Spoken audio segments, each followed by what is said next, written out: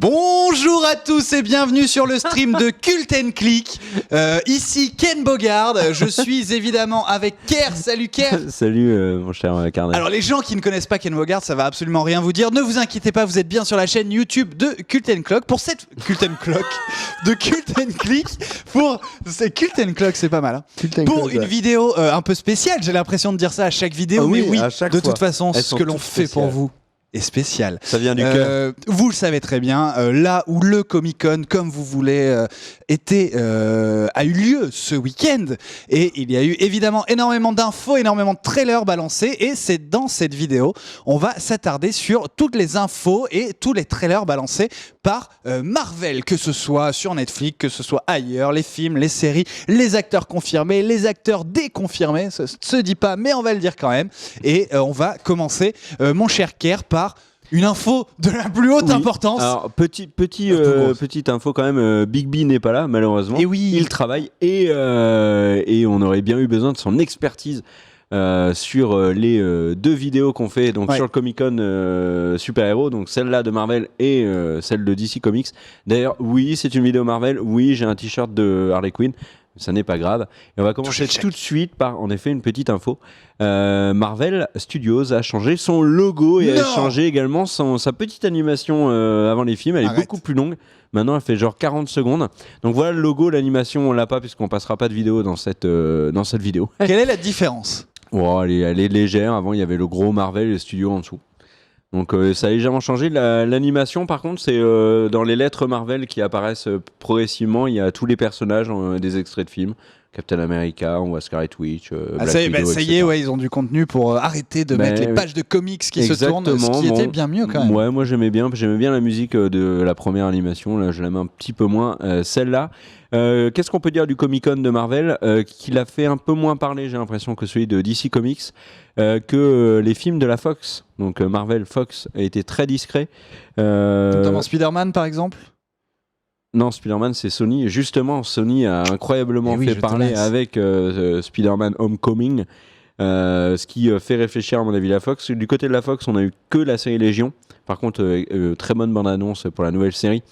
Légion et la Fox, il y a des rumeurs actuellement, on en parle un petit peu rapidement, des rumeurs de rapprochement entre la Fox et Marvel Studios pour la production des prochains films de la Fox Marvel, parce que c'est un élément qui bloque énormément chez Marvel, c'est le fait que Marvel Studios par exemple ne peut pas utiliser certains méchants qui viennent de l'univers X-Men ou de l'univers des 4 Fantastiques. Il y a beaucoup de méchants qui viennent notamment de l'univers des 4 Fantastiques, et la Fox réfléchit de plus en plus. Pourquoi c'était énormément le cas après l'énorme échec de Fantastic Four.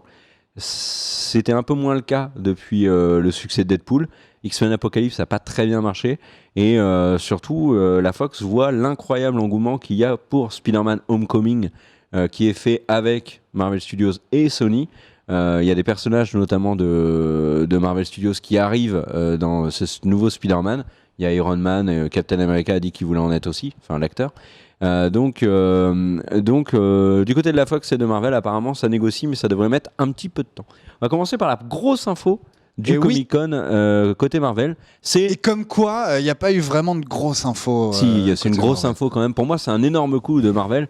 C'était un secret de Polichinelle, mais c'est maintenant officiel. L'actrice Brie Larson a été choisie pour être Captain Marvel. C'était celle que Marvel voulait, ils se sont accordés sur les contrats.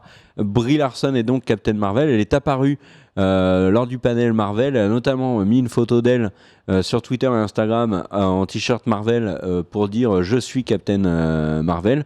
Qui est Captain Marvel? C'est une damoiselle qui est pilote de chasse, si je ne dis pas de bêtises, et qui a un accident en percutant un ovni. Et en fait, leurs corps vont fusionner, elle va récupérer l'ADN extraterrestre qui va lui donner énormément de pouvoir. C'est un des super-héros les plus puissants de l'univers Marvel.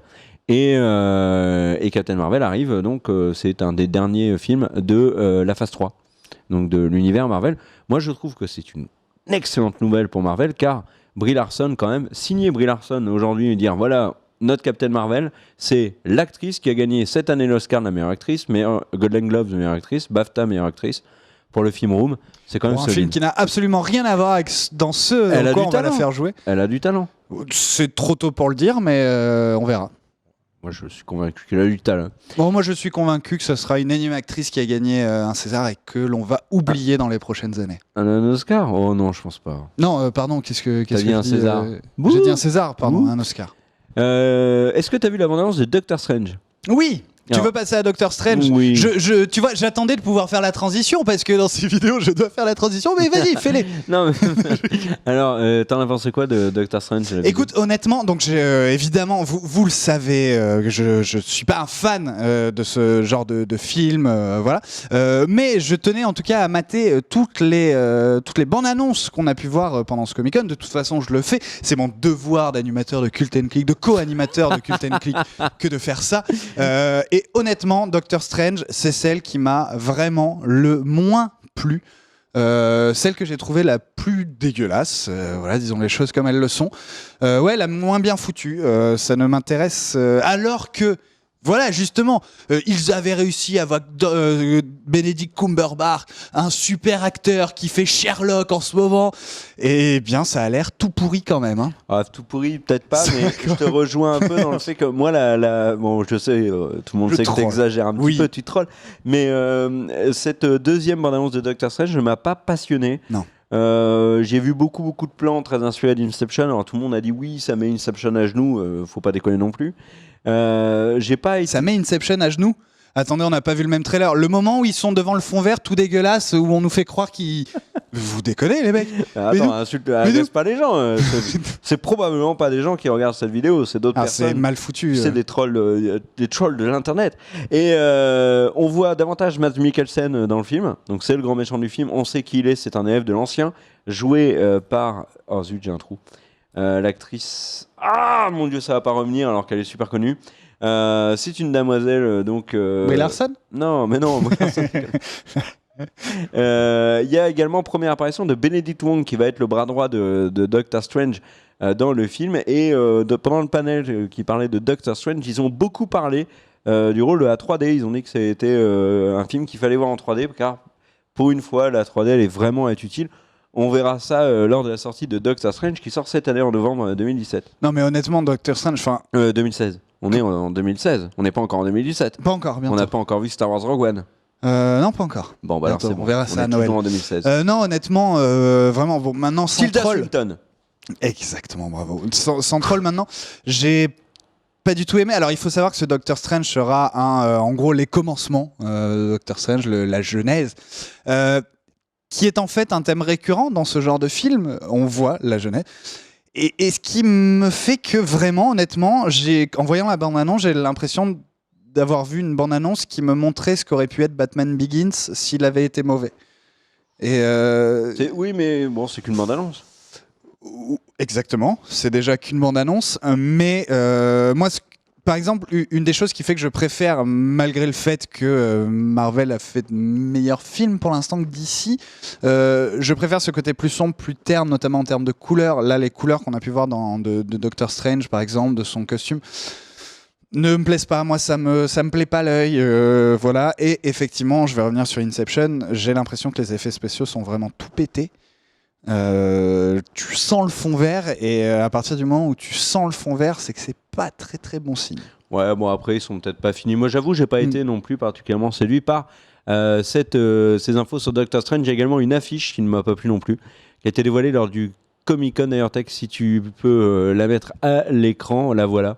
C'est pas bluffant. Et quel autre film Marvel tu veux aborder ? Typiquement. Eh bien, si on passait à ce qu'il y a juste après Doctor Strange, c'est-à-dire Les Gardiens de la Galaxie. Et oui, alors ça par contre, c'était le film, le panel le plus intéressant du côté de Marvel. Pourquoi ? Parce qu'il y a eu pas mal de révélations, puis il y a eu surtout une sacrée ambiance. James Gunn, le réalisateur, bien évidemment, qui assure vraiment et qui tient son bébé à pleine main. Il y a également Chris Pratt qui a fait le show. Alors, qu'est-ce qu'on a appris ? On a appris que... C'est même pratique de l'avoir. Ah oui, Chris Pratt, c'est un sacré bonhomme maintenant. On a appris que ça se passait que quelques mois après le 1. Il y a toujours Baby Groot. Donc Groot n'est pas revenu. Il y a eu un trailer qui a été diffusé, mais pas sur le internet, où on voit notamment Baby Groot. Il y a des blagues avec Baby Groot. Yondu est très présent dans le trailer. Ce qui sous-entendrait donc son nom c'est Michael Rooker, je crois, qui venait qui était Merle dans The Walking Dead. Il devrait avoir un rôle de permanent dans Les Gardiens de la Galaxie maintenant. Ce qui est assez cohérent puisque c'était le cas notamment dans le comics, à certaines phases du comics. Yondu était un membre des Gardiens de la Galaxie. On sait... qu'est-ce qu'on sait d'autre ? Bon, Chris Pratt est le leader de ces gardiens, mais ça, c'est pas une surprise. Vous allez me dire, mais c'est pas très intéressant, toutes ces révélations. Non, mais maintenant, on sait qui est le père de Chris Pratt. Pas de surprise, c'est Kurt Russell qui le joue. Kurt Russell, immense acteur qu'on a vu récemment dans The Hateful Eight. Et qui sera en fait donc le père de Star-Lord, de Peter Quill, mais pas uniquement, puisqu'il sera également une planète, figure-toi. Et oui, le père de Star-Lord est une planète qui s'appelle Ego. On a d'ailleurs des photos de ses tenues. C'est une planète, voilà. Donc tout ça est très intéressant, je trouve. On a également des informations sur le personnage interprété par l'actrice française, mais qui n'est pas que française, elle est franco-polonaise et d'autres choses. Une actrice qui vient d'un peu partout, qui est une excellente actrice, Elisabeth Debicki, qu'on avait vue dans The Night Manager. Donc ça, c'est les images donc, du costume de Kurt Russell. Elisabeth Debicki, on l'avait déjà dit dans la vidéo. Une planète. Non, mais si, c'est une planète. Ego, c'est une planète.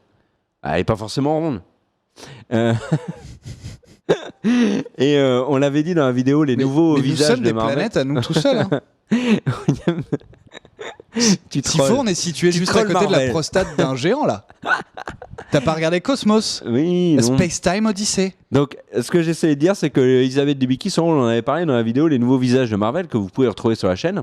Et en fait, il y a eu confirmation. Elle sera bien Ashaya, ou connue également sous le nom de Paragon. Elle a plusieurs rôles. C'est une créature extrêmement puissante qui se veut être parfaite, qui a été créée par des scientifiques dans ce qu'on appelle l'Enclave.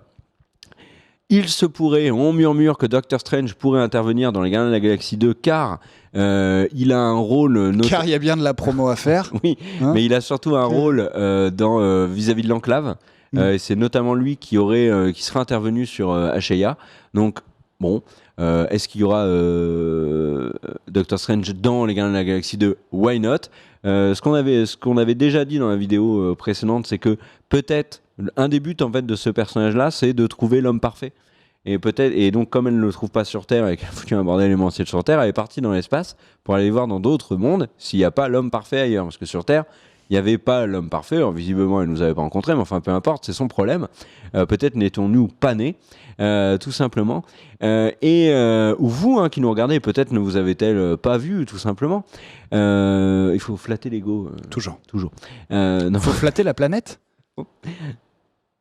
Oui, oh magnifique! Lego, la planète, Kurt Russell s'appelle Ego dans le film, il a fait un jeu de mots incroyable, génial. Incroyable. Donc peut-être qu'elle va trouver en Star-Lord l'homme parfait. Bon. Je vais juste faire un petit truc. Est-ce qu'on peut leur révéler ces petites coulisses de l'enregistrement de la VOD ? Oui, vas-y. Ok. Au moment actuel, nous sommes après l'émission que vous avez pu voir mardi, et donc c'est l'heure de l'émission de Monsieur Karaté. Ah oui, c'est vrai que c'est ça là. Du coup, on a pour habitude d'avoir le chat, et là, on a oublié de couper le chat. Donc, je lis des choses assez surprenantes depuis tout à l'heure, du genre, mais c'est toi qui peux me sucer la bite, espèce de fils de pute. Enfin voilà, pardon, excusez-moi. Voilà, on coupe le chat, je lis ça, et on passe à un autre film. Et oui, le choix Black Panther ou Spider-Man. Tu choisis. Black Panther, parce que ça m'intéresse beaucoup plus. Il y a eu par contre des grosses révélations sur Black Panther. Donc, nouveau personnage. Chadwick Boseman, qui joue Black Panther, on l'a vu dans Civil War. Là, cette fois, on a eu une grosse révélation au panel Black Panther au Comic-Con. C'est que Danai Gurira, je sais pas si je le dis bien, je suis désolé, a rejoint le casting. Et tu vas me dire, mais qui c'est ? Vas-y, dis-moi qui c'est. Mais c'est qui ? C'est Michonne de The Walking Dead. Oh. Et elle a rejoint le casting de Black Panther. Et ça, c'est vraiment cool. Et tu sais, j'ai vu sur toutes les photos. Et en fait, j'ai pas du tout percuté que c'était Michonne. Je me suis dit, mais c'est qui ? Et après, je me suis même plus posé la question. Je me suis dit, ok, bah oui, il y a également elle et tout. Et en fait, au bout d'un moment, je me dis, mais putain, mais c'est Michonne. Et en effet, c'est Michonne qui a rejoint le casting de Black Panther. Elle va jouer le personnage d'Okoye, je ne sais pas comment on le dit. C'est une garde de Black Panther. Lupita Nyong'o, qui a eu l'Oscar du meilleur second rôle féminin pour 12 Years a Slave, excellente actrice, jouera Nakia. Alors, il y a deux théories sur Nakia. Une, c'est également une garde de Black Panther. et elle est là aux côtés de Black Panther et peut-être y aura-t-il une romance avec lui. Ou alors, Nakia, c'est Malice. Malice, c'est son nom français. Et dans l'univers Marvel, du côté de Black Panther, Malice, c'est une terroriste qui défend donc sa tribu, une tribu qui est opprimée dans le Wakanda, et qui est une terroriste très proche du grand méchant du film, qui est Eric Killmonger, joué par Michael B. Jordan. Donc Michael B. Jordan, le héros de Creed, qui retrouve Ryan Coogler, réalisateur de Black Panther, qu'il avait déjà eu dans Fruitvale Station. Donc Michael B. Jordan, c'est vraiment son acteur fétiche. Michael B. Jordan, c'est Eric Killmonger, qui est le grand némésis de Black Panther. C'est un être qui s'est énormément entraîné, un petit peu comme One Punch Man, et il est devenu super puissant et super intelligent. C'est vraiment le némésis de Black Panther, et c'est lui le méchant. Donc il n'y aura pas Ulysse Claw. Pour l'instant, en tout cas, on n'a pas d'infos sur Ulysse Claw dans Black Panther. Mais on sait ce que va raconter le film ? Bah pour l'instant, on ne sait pas trop. Il n'y a pas de fuite à ce niveau-là. On sait, bon, il y a, pour ceux qui ont vu Civil War, il y a donc le Soldat d'hiver. On sait que Sebastian Stan a dit qu'il voulait jouer dans Black Panther. On sait que Captain America aimerait être également de l'aventure.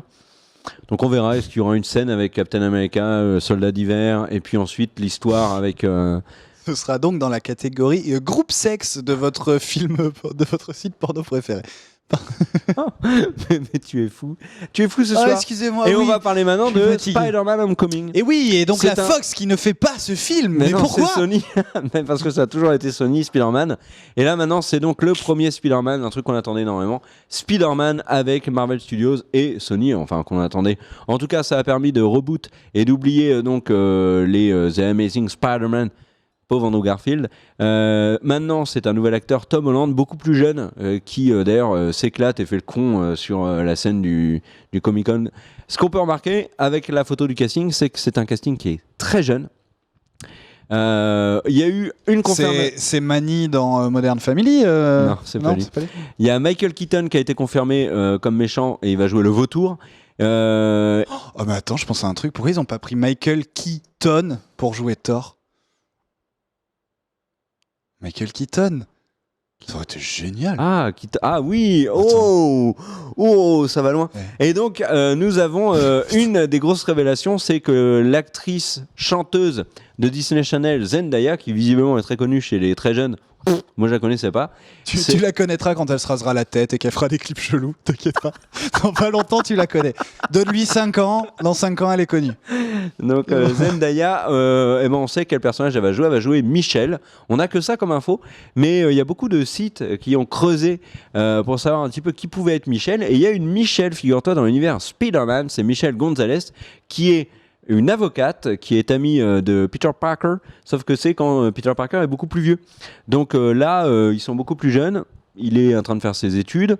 Dans le comics, elle devient ou elle est sa colocataire et de temps en temps un plan cul.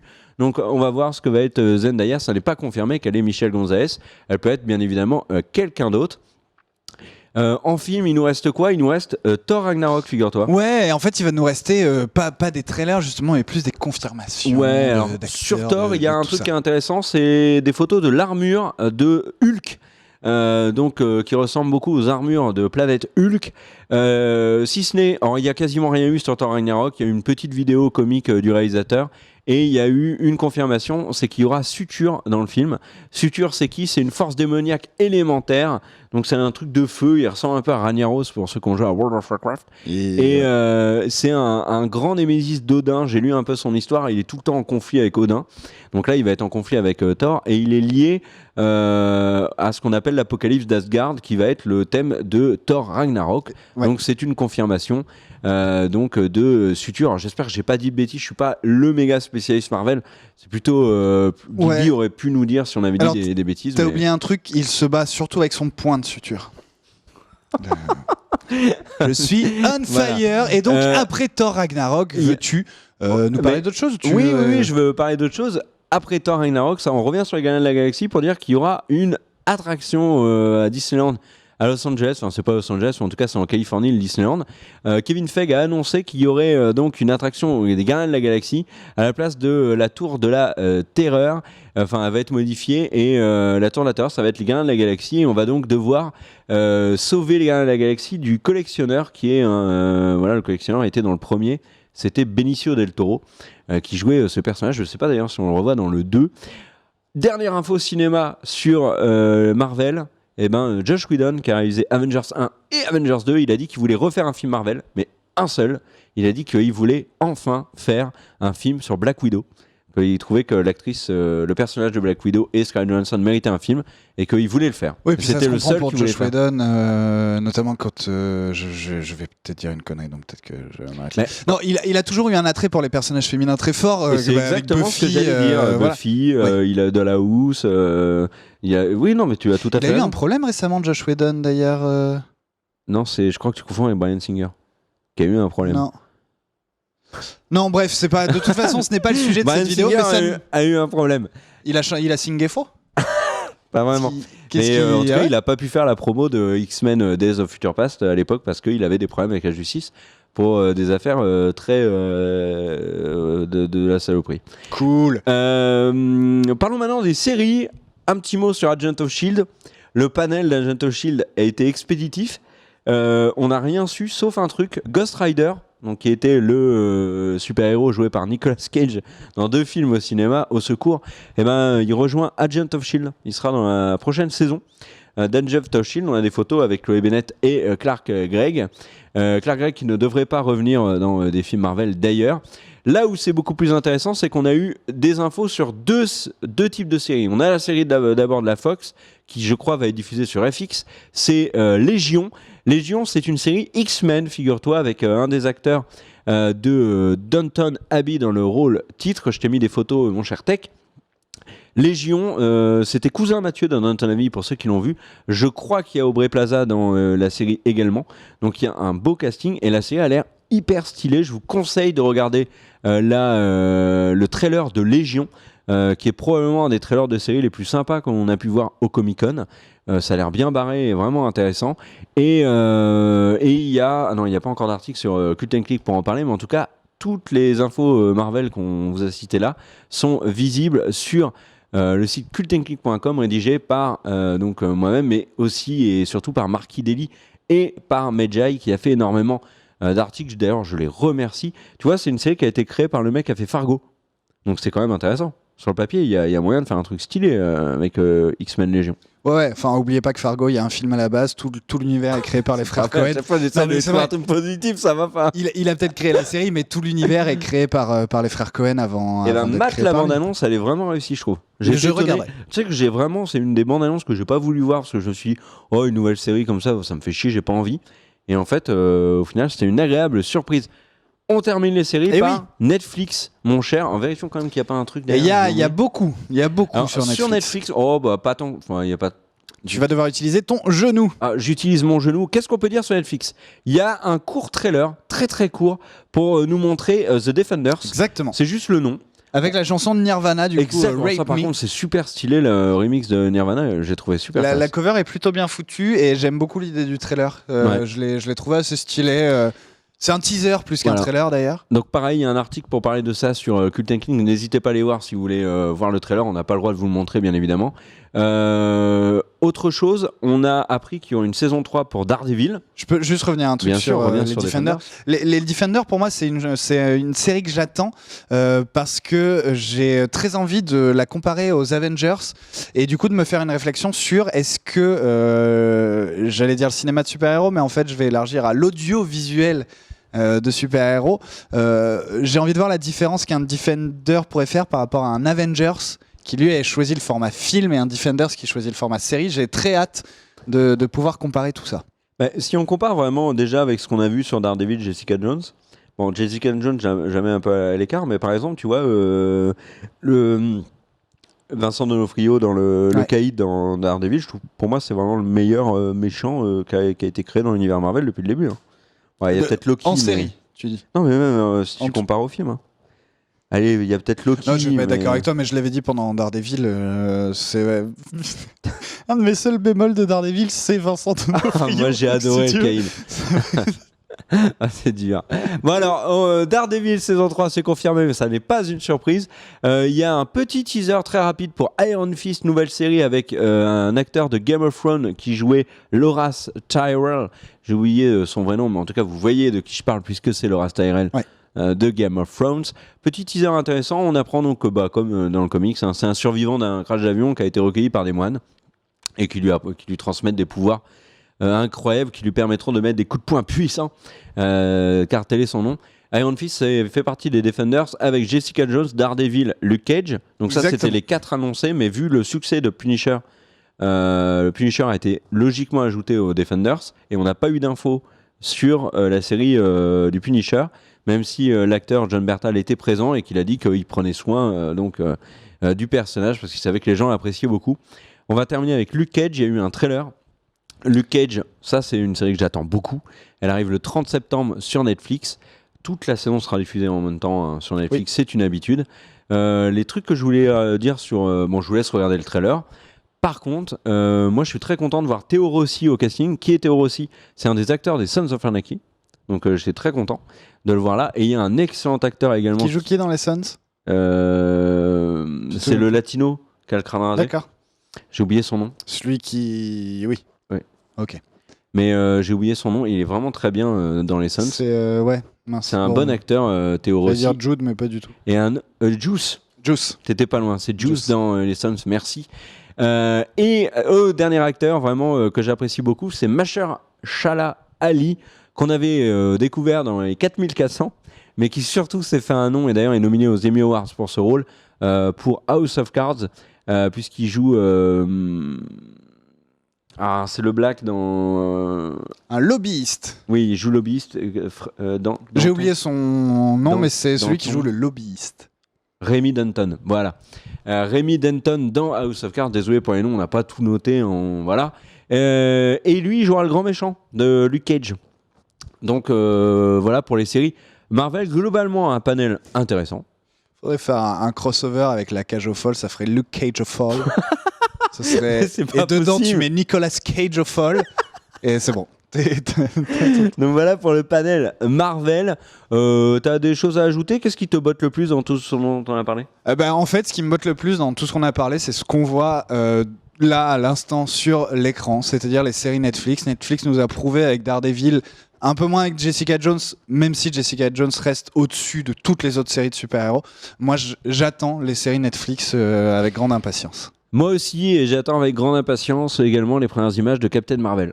Parce que j'adore Brie Larson, je pense que le personnage en plus est très intéressant et il est assez méconnu. Non, bizarrement, je suis plus intéressé par les annonces de DC du coup, on va en parler dans Marvel. La prochaine vidéo. Donc elle est également disponible sur la chaîne. Nous, on se dit... salut. Allez, mec. Désolé, je sue de la main. Putain, j'avais le micro dans la main. C'est immonde. On vous fait des bisous. On vous dit à très bientôt sur la chaîne. Comme c'est les vacances, il n'y a pas forcément une vidéo tous les jours, mais en tout cas, on fait notre possible. On fait un gros coucou à Big B, bien évidemment, qui bosse énormément et qu'on retrouvera très très bientôt sur la chaîne, bien sûr. N'hésitez pas à faire un pouce vers le haut. N'hésitez pas à vous abonner. N'hésitez pas. Oh merde. Allez, ciao. À toutes.